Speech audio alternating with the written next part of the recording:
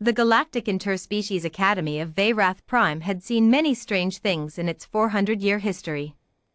It had enrolled a crystalline thinker whose very thoughts shattered glass. It had graduated a swarm mind that existed across 47 separate bodies simultaneously. It had even, once, accepted a sentient gas cloud who communicated exclusively through controlled explosions. But on the first morning of the new academic cycle, when Cadet Lyra Vera walked through the main archway, even the ancient stone walls seemed to hold their breath. She was wearing full Death World combat armor. Not ceremonial plating. Not a diplomatic shell or a pressure suit. Combat armor. Class 7 kinetic rated, ablative layered, with the scratches and carbon scoring of something that had actually been used. The helmet alone was the size of a Grethian child's entire torso. The boots hit the polished floor like small artillery rounds. Every alien student within 30 meters instinctively stepped aside, not out of courtesy, but out of the deep, cellular fear that creatures feel when something apex walks into the room. Professor Kale Veyron watched from the doorway of Lecture Hall 9 with 4 of his 6 eyes narrowed. He was Thulari, a species of long-limbed, silver-skinned academics who communicated partly through bioluminescent patterns beneath their translucent skin. Right now, those patterns were cycling through shades of cautious amber. He had read the file. Every professor received cadet files before orientation.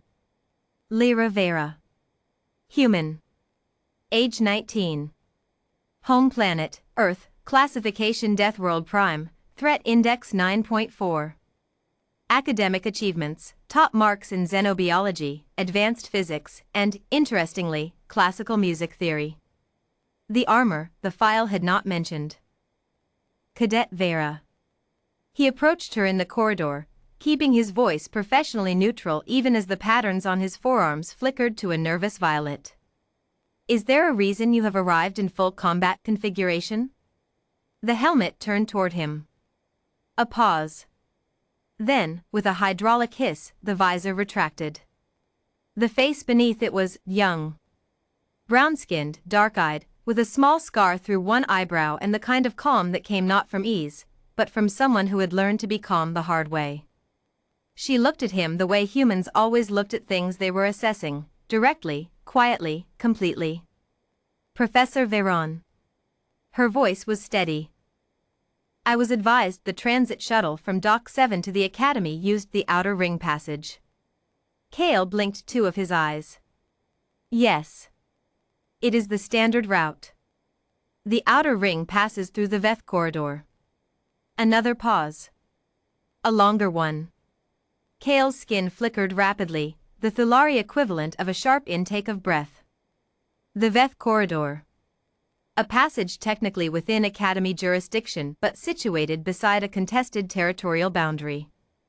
3 altercations in the past decade. Minor ones, mostly. Nothing that had ever required. You were attacked, he asked. Lyra's expression did not change. 3 Kroth mercenaries. They were targeting a Pelari exchange student in the shuttle. I resolved the situation. A beat. The Pelari student is unharmed. The mercenaries are contained. I filed an incident report with Academy Security before I came here. Kale stood very still. Around them, the corridor had gone completely silent. A Draxi student with 8 legs had stopped moving entirely. A pair of YLM twins were gripping each other's feathers. Even the cleaning drone had paused, its sensors tilting toward the human in armor as if confused by what it was encountering. You. Kale began carefully. You fought 3 Kroth mercenaries. Yes. On your first morning. They initiated. She tilted her head slightly. I finished. Kale looked at her for a long moment. The amber in his skin deepened, shifted, and then, slowly, moved towards something his people rarely displayed in professional settings, pure, undisguised fascination. And the armor, he said. You wore it on the shuttle anticipating this? For the first time, something moved in Lyra's eyes. Not pride. Not arrogance. something quieter and stranger than either. I wear it on every transit, she said simply. Earth taught me that the corridor between where you are and where you're going is where things happen. You don't wait for trouble to arrive before you prepare for it. By then it's already too late. The secret, as it turned out, was not a weapon. The other cadets had assumed, as beings often do when confronted with humans in armor, that the shell was hiding something dangerous. Enhanced musculature. Cybernetic grafts. Some biological horror unique to Death World physiology. They discovered the truth 3 weeks into the semester, during the first open study evening in the common hall. Lyra arrived without the armor. She was wearing a worn gray shirt and carrying, of all things, a stringed instrument, a battered acoustic guitar from Earth, its body held together along one side with what appeared to be emergency sealant tape. She sat in the corner of the common hall, away from the clusters of studying aliens, and began to play. The sound that came out was not what anyone expected. It was not aggressive. It was not powerful. It was a slow, minor key melody that seemed to exist in a frequency that bypassed logical hearing entirely and went somewhere older, somewhere behind the chest, behind the ribs, in whatever organ a species used to feel things it couldn't name. Conversation stopped. A Grethian student at the far table slowly set down her reading tablet. A YLM twin folded his wings in, instinctively, the way his kind did during Nest Quiet, the deepest form of communal peace. Even the Draxi student, whose species had no musical tradition whatsoever and experienced sound primarily as threat data, went still in a way that his own biology couldn't fully explain. Lyra played for 20 minutes. She didn't announce it. She didn't perform. She simply played, the way people do when music is not a skill they're demonstrating but a thing they genuinely need.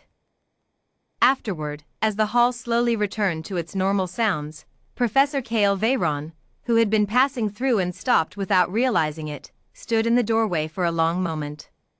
He thought about the armor. About the mercenaries in the corridor. About the calm in her eyes when she described resolving the situation. And now this. He was beginning to understand something about humans that no academic paper had ever quite captured. They were not simply hard. Any number of species were hard. The universe was full of creatures that could fight, endure, survive. What humans were, what made them genuinely strange in the deepest sense, was that they were hard and soft at the same time. Armor on the outside, music on the inside. Combat ready every morning, grief capable every night. They had looked at a universe that was violent and cold and full of corridors where things happened, and they had decided, somehow, against all logic, to remain tender.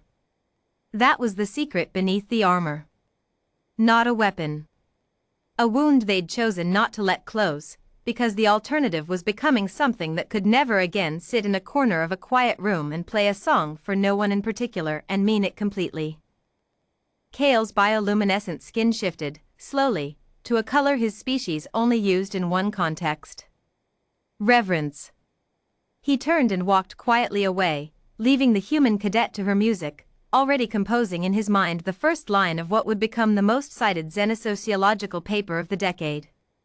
Of all the species catalogued in the known galaxy, only one has mastered the art of being both the armor and the thing the armor protects.